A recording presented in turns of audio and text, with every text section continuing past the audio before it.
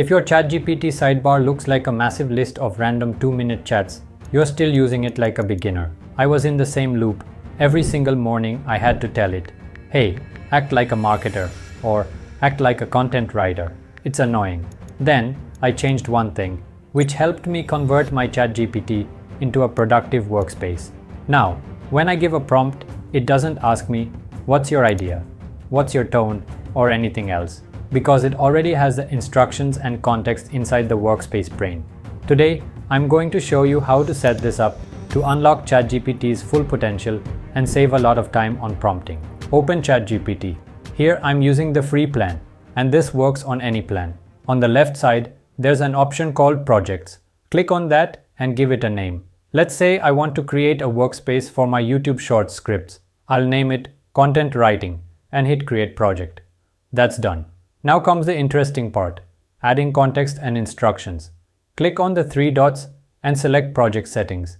You can add an icon and color if needed. Here, we can add instructions on how it should think and reply.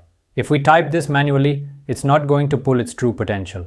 So let's use ChatGPT again for that. Open ChatGPT in a new tab and ask, help me create a structured instruction for a new ChatGPT project, and add your purpose here. Hit enter, and now we get a structured instruction.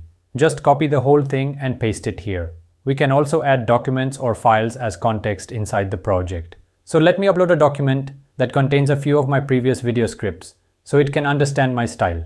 Once that's done, click Save, and our workspace is ready.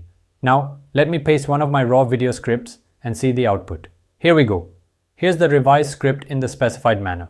In the prompt, I only gave the script, nothing else, because the instructions are already there. If we were doing this the old way, we'd have to add instructions every single time.